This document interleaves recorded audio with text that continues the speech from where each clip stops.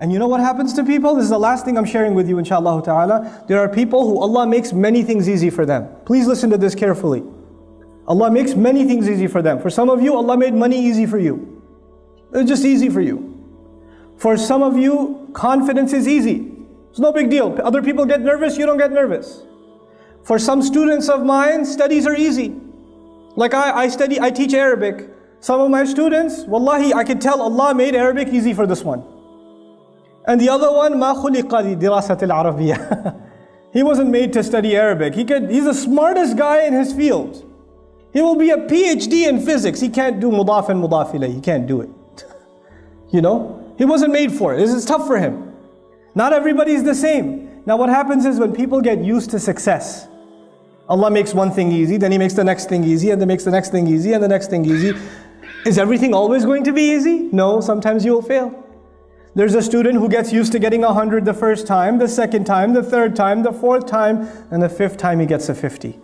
All of a sudden. And he's used to what? 100. So he said, oh, forget it. I am worthless. Allah is no longer with me. You know, what's the point now? Because you get used to riding so high that one little failure, one setback, and you're just crushed. You are completely crushed. What's the point? I'm dropping out of school. I don't want to do this anymore. I hate this.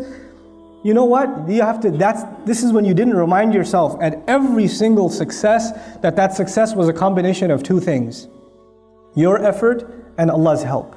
Every single 100 you got before wasn't because it was easy. You put effort and Allah gave His barakah. You put effort and Allah gave His barakah. And this time when it doesn't happen, two things could be wrong. Number one, maybe you didn't put enough effort. And when you don't put enough effort, Allah does not give His barakah.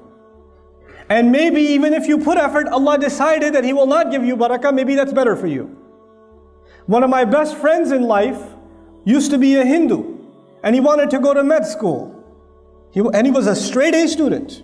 Straight A's his entire life. Perfect scores. Highest scores in the SATs. Applied to med school, he was expecting a full scholarship. He got rejected. He was completely shattered. He ended up in a different university. He decided to do computer science instead. And he was he's still a Hindu. He's completely depressed. Except he met people in his new college, Muslims, who he started hanging out with, and within 2 years he took Shahada. And he looks back now, he goes, thank Allah I didn't make it to med school. When I failed med school, I thought it was the worst thing that ever happened to me. And now I look back at my life and I say, I failed med school, it is the best thing that ever happened to me. You know? His kids are memorizing Quran. Can you imagine? His kids are memorizing Quran. His father, when he became Muslim, they dragged him to, his father got so shocked, he took him to India to beat Hinduism back into him. And he ran away from it, came back. You know? Now his kids are memorizing Quran, subhanallah. So sometimes we have to have trust in Allah. We get used to riding a high wave, and one little setback comes and we lose our trust in Allah. And then there are others who Allah gives you one difficulty, then He gives you another difficulty, then He gives you another difficulty, and He gives you another difficulty, and you start believing that I will never accomplish anything. My life is just difficult, man. Everything is hard for me. I keep getting fired. I keep failing my tests. I keep doing that. You get depressed. And even this one has to remember that success in this world, everything that happens is a combination of two things. I have to put in my effort, and Allah will make the task easy. I know I said last, but I have 1 minute left. Might as well use it for something. I'll share this last thing with you. There are two parts of this dua so far. It's not even the whole dua. I just wanted to share these two statements with you. رَبِّ اشْرَحْ لِي صَدْرِي وَيَسِّرْ لِي أَمْرِي. There's a sir balaghi. There's a very beautiful eloquence to this statement.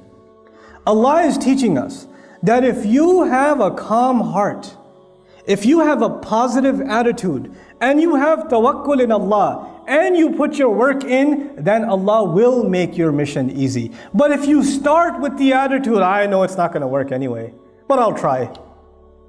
You already began with a defeated attitude, Allah will not make your task easy for you. You have to come with sharh al-sadr. You have to have an open chest, a positive attitude, belief that Allah will give you success in what you do. And if He doesn't give it to you, well, you're still saying Alhamdulillah. But you don't walk into an effort. You don't start a project. You don't start doing any work. And you begin with saying, I'm probably not going to succeed anyway, given my track record. You don't begin with that attitude. then Allah will not make your job easy for you. So if we have that good heart before Allah Azza wa Jal, Allah will make our task easy for us, subhanahu wa ta'ala. With that, I pray that Allah Azza wa Jal gives us all the ability to take advantage of the wisdom of the great prophets of Allah alayhimu salatu wasalam, that is captured in their du'as. They said such few words, but they taught us so much of how to better our lives as believers and how to live our life successfully for Allah's deen and also make the best of this dunya. May Allah Azza wa Jal make us find the balance between this deen and this dunya as He intends it, and may Allah put all of us to the service of His beautiful deen and this ummah. Barakallahu li wa lakum fil Qur'an al-Hakeem wa nafa'ani wa iyyakum bil ayati wa dhikr.